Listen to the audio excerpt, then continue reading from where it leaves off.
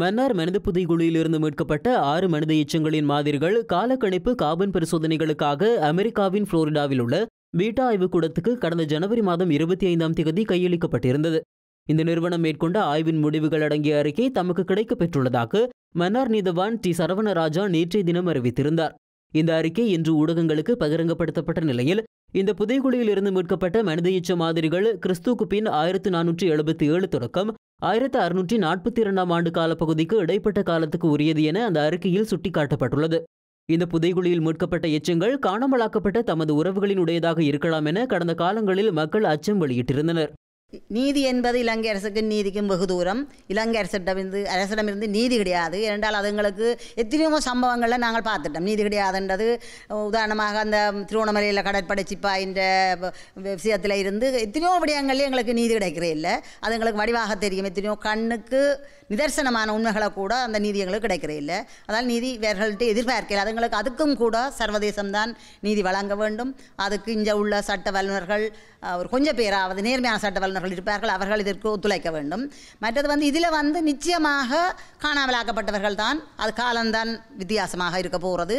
இரண்டால் மன்னார் பகுதியிலும் காணாமலாக்கப்பட்டவர்கள் இருக்கிறார்கள். 90ல் இருந்து அதால் இழுப்பக்கடவைக்குள்ளால் போனவர்கள் காணாமலாக்கப்பட்டிருக்கிறார்கள். அப்படி காலத்துக்கு காலம் காணாமலாக்கப்பட்டிருக்கிறார்கள். நிச்சயமாக அது காணாமலாக்கப்பட்டு கொலை செய்யப்பட்டவர்களுடையதாகத்தான் இருக்கக்கூடும். ஆனால் எங்களுக்கு உண்மையிலேயே ஒரு பயமாக இருக்கிறது. எங்கள் உறவுகளும் அதில் இருக்கக்கூடுமோ என்ற ஒரு உண்மையாக ஒரு பயமாக இருக்கிறது.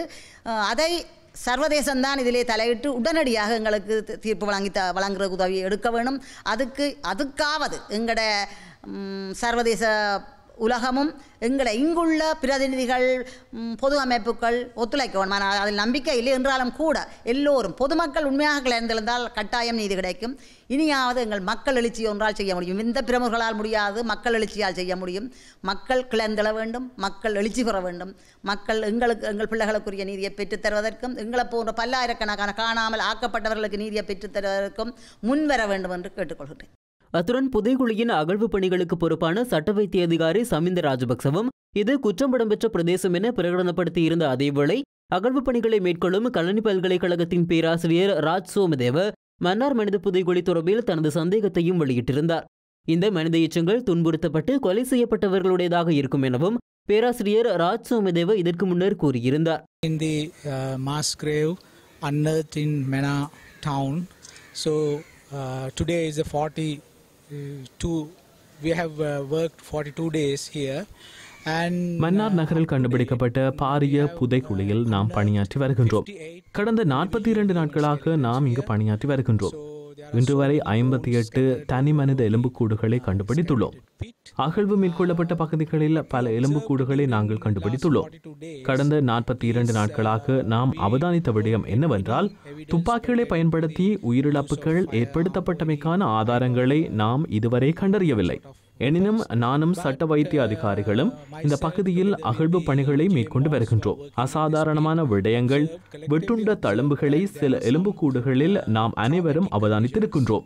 எனினும் உண்மையில் இந்த புதைகுழியில் என்ன நடந்தது என்ற விடயத்தை உறுதிப்படுத்தும் நிலைமையில் நாம் தற்போது இல்லை. பிரேத பரிசோதனைகளால் அல்லது பிரேத பரிசோதனையற்ற வேறு ஏதாவது காரணத்தால் எலும்புகளில் வெட்டுண்ட தழும்புகள் ஏற்பட்டனவா என்பதை உறுதிப்படுத்த ஆய்வின் முடிவுகளுக்காக நாங்கள் காத்திருக்கின்றோம்.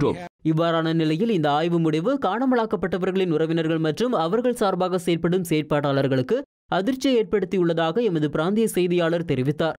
எனினும் இந்த ஆய்வறிக்கை பகுதியளவானது மாத்திரமே என தெரிவித்துள்ள காணாமலாக்கப்பட்டவர்களின் உறவினர்கள் சார்பில் முன்னிலையாகும் சட்டத்தரணி VS நிரஞ்சன் மேலும் ஆய்வறிக்கைகளை பெற்றுக்கொள்ள வேண்டியுள்ளதாக குறிப்பிட்டார். இந்த புதைகுழியில் மீட்கப்பட்ட மண் மாதிரிகள் ஏனைய பொருட்கள் ஆய்வுகளுக்காக அனுப்பப்பட்டுள்ளதாகவும் அவர் சுட்டிக்காட்டினார். மனித புதைகுழி விவகாரம் பாரதூரமானது என்பதால் கலந்துரையாடல்களை மேற்கொண்ட பின்னர் நாளைய தினம் தமது அடுத்த கட்ட அறிவிப்பு தொடர்பான தகவல்களை வெளியிடுவதாகவும் VS நிரஞ்சன் குறிப்பிட்டார்.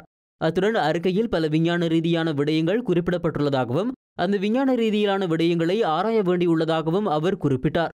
இந்த விடயங்களை ஆராய்வதற்காக மன்னாரில் நாளை காலை வைத்தியர்கள், சட்டத்தரணிகள் உள்ளிட்ட சிலர் ஒன்று கூடி ஆராய உள்ளதாகவும் காணாமல் போனோர் சார்பில் முன்னிலையான சட்டத்தரணி VS நிரஞ்சன் சுட்டிக்காட்டினார். இதேவேளை மன்னார் சத்தோச கட்டட வளாகத்தில் இன்றும் சட்ட வைத்திய அதிகாரி சமிந்த ராஜபக்சவின் தலைமையில் 155 நாளாக அகழ்வு பணிகள் மேற்கொள்ளப்பட்டுள்ளன.